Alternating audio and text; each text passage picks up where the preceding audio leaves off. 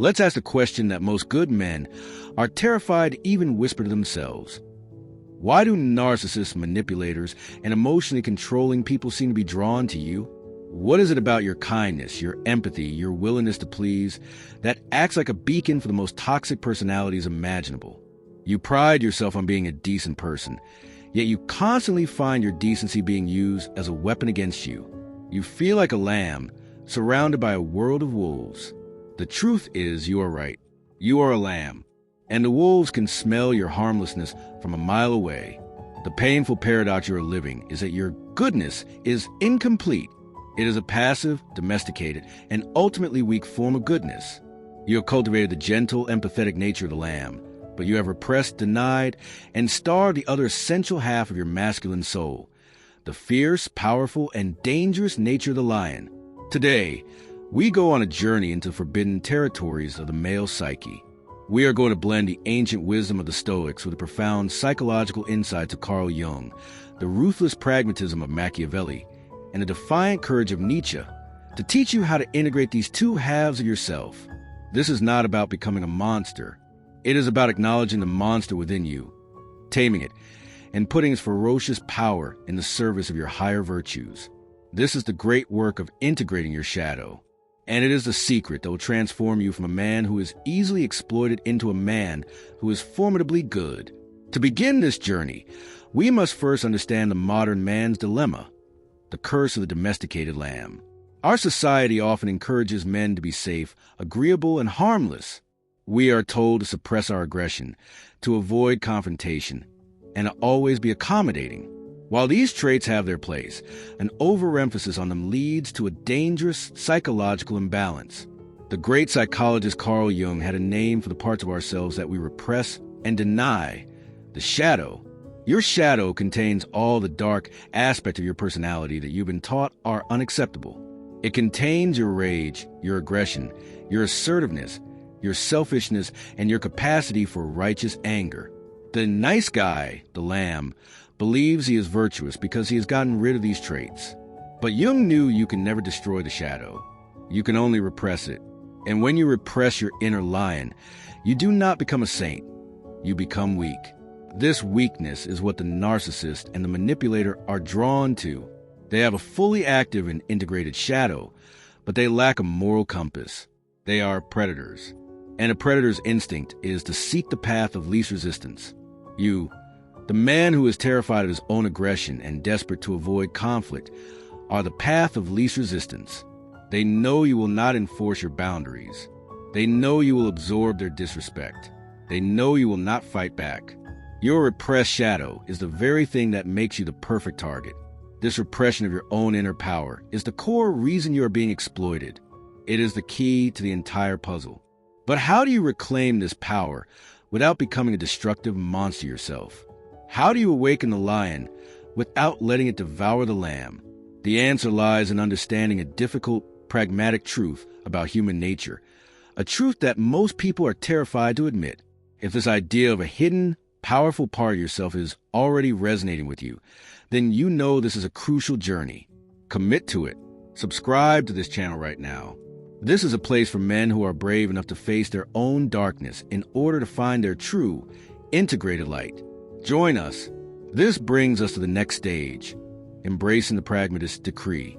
This is where we must turn to the often misunderstood wisdom of Niccolò Machiavelli. Machiavelli, in his timeless treatise The Prince, posed a critical question: is it better for a leader to be loved or to be feared? His conclusion was as pragmatic as it is relevant to your life today. He said that while it would be best to be both, the two rarely go together, and if a man must choose, it is far safer to be feared than to be loved. This idea makes the modern nice guy recoil in horror. Feared? I don't want to be feared. I want to be liked. But you must understand what Machiavelli meant by fear. He did not mean being a cruel, abusive tyrant. He meant being a man whose principles are so clear, whose boundaries are so absolute, and whose consequences for violating them are so certain that others are afraid to try to exploit you. It is not the fear of a bully. It is a profound respect for a man who will not be trifled with. This is the role of your integrated lion. The lamb is loved by everyone, including the wolves. Why? because he is not feared. The wolves love the lamb precisely because they know there is no cost, no consequence to devouring him. The man who is only a lamb will be loved, and he will be eaten alive. The act of integrating your shadow, of awakening your inner lion, is the act of creating a credible threat of consequence. It is the act of making yourself feared, not by the good and honest people in your life, but by the predators. It is a declaration to the world that says, I am a kind and just man, but if you cross my boundaries, if you threaten my kingdom, you will awaken a beast you are not prepared to face. This is the balance.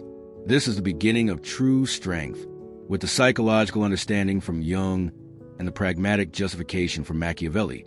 We now turn to the engine that will power this transformation. This is the will to power.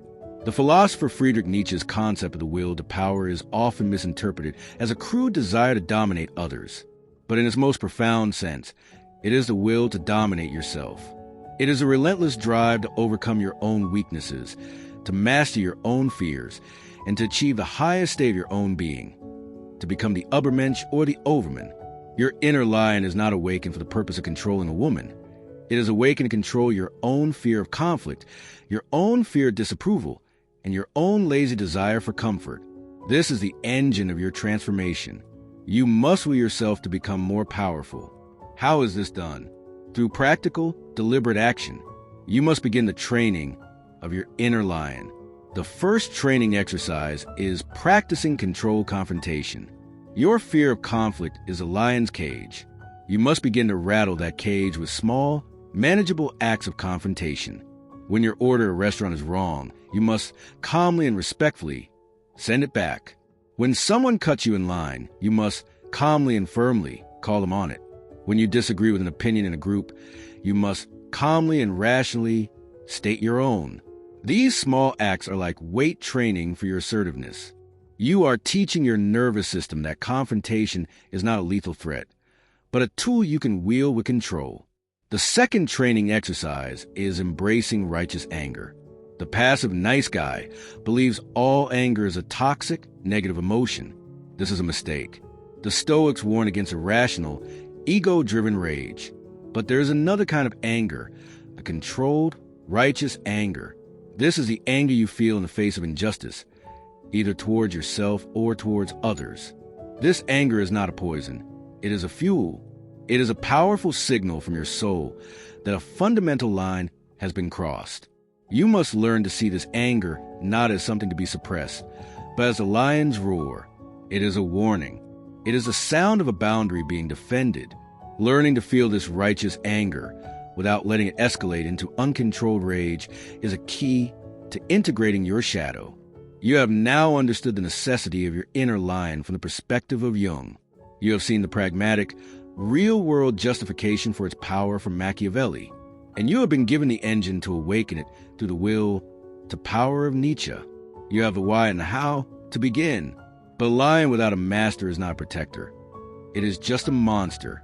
It is a force of pure, untamed chaos. In the continuation of this guide, we will introduce the ultimate master for this beast, the Stoic sage. We will teach you how to put a leash of reason and virtue on this lion, how to govern your newfound power, and how to become the complete, formidable man who is both the lion and the lamb. This is the final and most important step to becoming a man no one can exploit. We have stood at the edge of the abyss. We have acknowledged the inconvenient truths of the human psyche from Jung and the brutal realities of power from Machiavelli. We have harnessed the engine of self-overcoming through Nietzsche's will to power. You have felt the first stirrings of your inner lion, the righteous anger, the nascent assertiveness. You have taken the first courageous steps to reclaim the power that you were taught to repress. But here we must issue a profound and solemn warning. This is the point where so many men on this journey make a fatal error. In their excitement at finally finding their aggression, they become consumed by it. They awaken the lion, but they fail to master it. And a lion without a master is not a protector. It is simply a monster. This is the man who mistakes arrogance for confidence. He mistakes cruelty for honesty. He mistakes emotional volatility for passion. He has escaped the cage of the nice guy, only to become a prisoner of his own ego. He has merely traded the weakness of the lamb for the tyranny of the beast. This is not the path to becoming a formidable man. It is the path to becoming a simple brute. This is not the solution. The final and most important step in this journey of integration is to find a worthy master for your newfound power. That master is not your ego. It is not your anger. It is the highest part of yourself, the wisest and most rational part. It is the archetype of the Stoic sage. The raw, powerful, and aggressive energy of your inner lion is not good or evil. It is simply energy. It is a fire that can be used to warm your home and forge great works, or it can be allowed to burn down the entire village. Stoic philosophy provides the ultimate framework for mastering this fire. The sage does not seek to extinguish the flames of the lion. He seeks to channel its heat through the furnace of reason and virtue. He puts a leash of self-control and a collar of moral purpose on the beast, and in doing so, transforms it from a wild monster into a noble and disciplined guardian. This mastery is achieved by filtering the lion's power through the four cardinal virtues of Stoicism. This is how you ensure your strength is always in the service of goodness. First, your lion must be governed by wisdom. The lion's raw power without wisdom is just brute force. It is the man who gets into a bar fight over a spilled drink. Stoic wisdom is the ability to distinguish between what is truly worth fighting for and what is a trivial indifferent. The wise man does not unleash his lion to defend his ego from a minor insult. That is a waste of a noble animal. Instead, he conserves its strength. He unleashes its righteous anger only when a core principle is violated, when his kingdom is truly threatened. Wisdom is knowing when to let the lion sleep and when to command it to roar. Second, your lion must be governed by justice. The lion's power without justice is tyranny. This is the bully, the abuser, the man who uses his strength to dominate and control. Stoic justice is about fairness, right conduct, and using your strength in the service of a greater good. The man who has integrated his lion with justice understands that his power is not just for protecting himself, but for protecting others. He becomes a pillar of strength for his family, the defender of his community, the safe harbor for his partner. He uses his formidable presence not to create a prison, but to establish a safe and ordered kingdom where those he cares about can flourish without fear. He is not a tyrant. He is a just king. Third, your lion must be integrated with courage. But this is a new kind of courage. It is not the simple, brutish aggression of the beast alone. True, integrated courage is a lamb, the kind, empathetic, vulnerable part of you, consciously choosing to be brave, knowing a lion is at its back.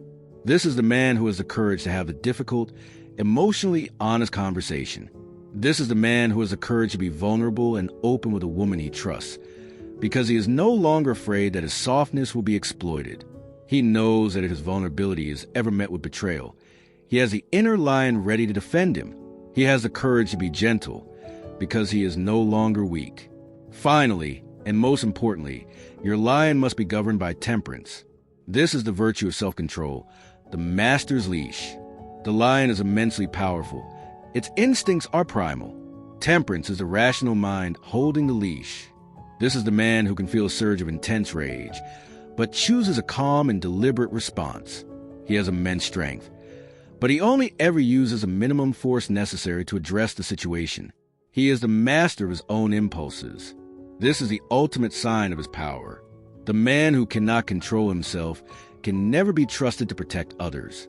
The man who has mastered himself is the most formidable and trustworthy man of all. When you have done this work, when you have awakened the lion and placed it in the service of the Stoic sage, you become the integrated man. You are no longer just a lamb or just a lion. You are the shepherd, the wise and powerful guardian of your own soul. So what does this man look like in action? How does he handle the narcissist who was once his predator? The manipulator will try their usual tactics. They will attempt to guilt trip him. The shepherd's lamb side listens with empathy and understands their words. But his lion side, guided by Stoic wisdom, recognizes the manipulation for what it is. The lion is not angered. It is simply unmoved. The shepherd calmly holds his ground, stating his boundary without anger or apology.